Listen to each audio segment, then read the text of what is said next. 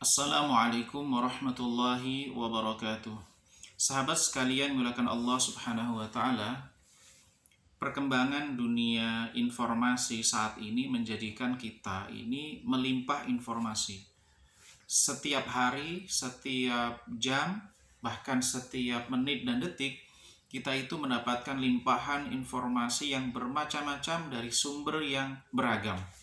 Nah, bagaimana cara kita menverifikasi data-data informasi yang kita terima setiap hari itu supaya kita tidak terjebak di dalam berita kebohongan?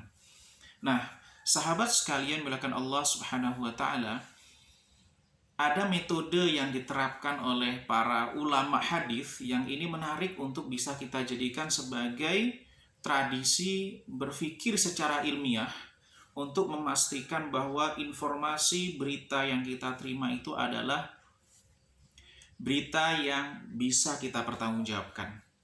Para ulama hadis terdahulu itu ketika mendapatkan satu hadis, ada dua metode, ada dua cara yang mereka lakukan untuk memastikan bahwa hadis yang diterima, berita yang diterima itu adalah berita yang bisa dipertanggungjawabkan. Yang pertama adalah verifikasi informasi dari sisi jalur. Kemudian yang kedua, verifikasi informasi dari sisi konten.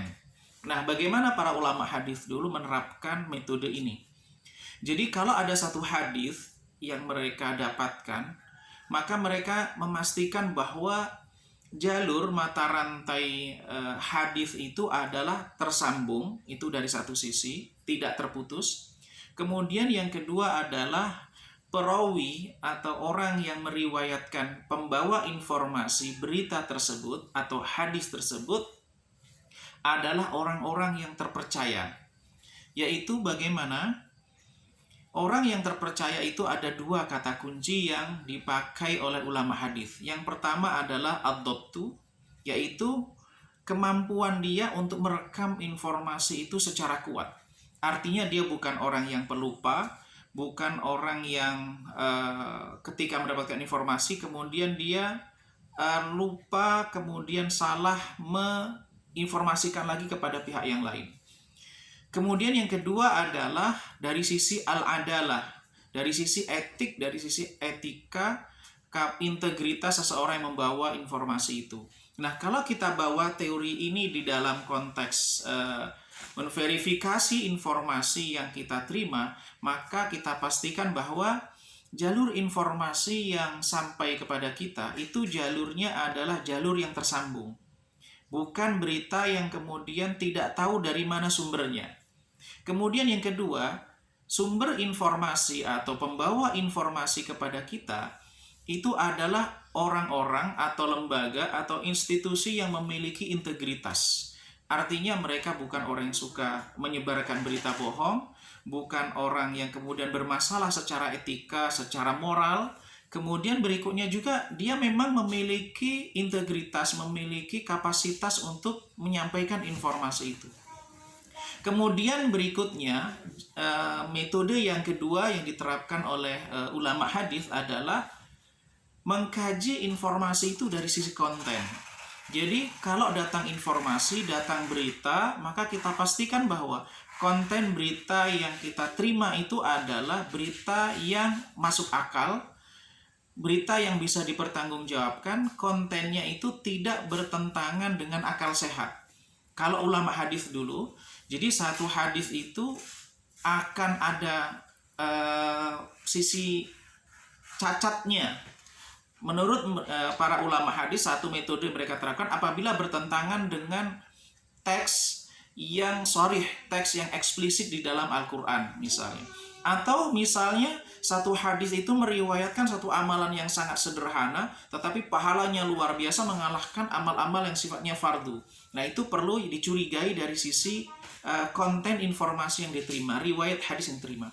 Kemudian juga para ulama hadis dulu juga menerapkan bahwa kalau dari sisi konten itu bermasalah kalau mereka mendapati bahwa redaksi dari teks hadis itu atau matan itu Tidak mungkin Nabi SAW mengatakan, Nabi sosok yang sangat fasih di dalam berbahasa Arab, Nabi yang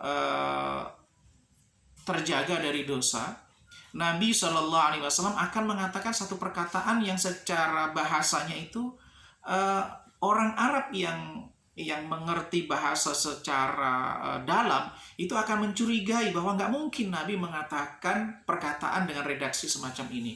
Nah, sahabat sekalian melihat Allah Subhanahu wa taala, dua metode yang diterapkan oleh ulama hadis tadi, yaitu kritik jalur informasi, kemudian kritik dari sisi konten, ini bisa kita terapkan dalam konteks kekinian ketika kita mendapatkan informasi yang melimpah, informasi yang kemudian kita itu tidak bisa menyaringnya, tetapi justru kita membuat metode di dalam diri kita agar kita bisa menyaring informasi mana yang bisa dipertanggungjawabkan, mana informasi yang kemudian tidak bisa dipertanggungjawabkan. Sehingga sahabat sekalian melakukan Allah Subhanahu wa taala, kita sebagai sosok yang mengerti agama, tidak terjebak di dalam berita-berita yang tidak bisa dipertanggungjawabkan, berita-berita yang kemudian justru akan menciptakan kegaduhan, berita-berita yang dapat menciptakan keresahan, berita-berita yang dapat memperpecah belah di antara kita.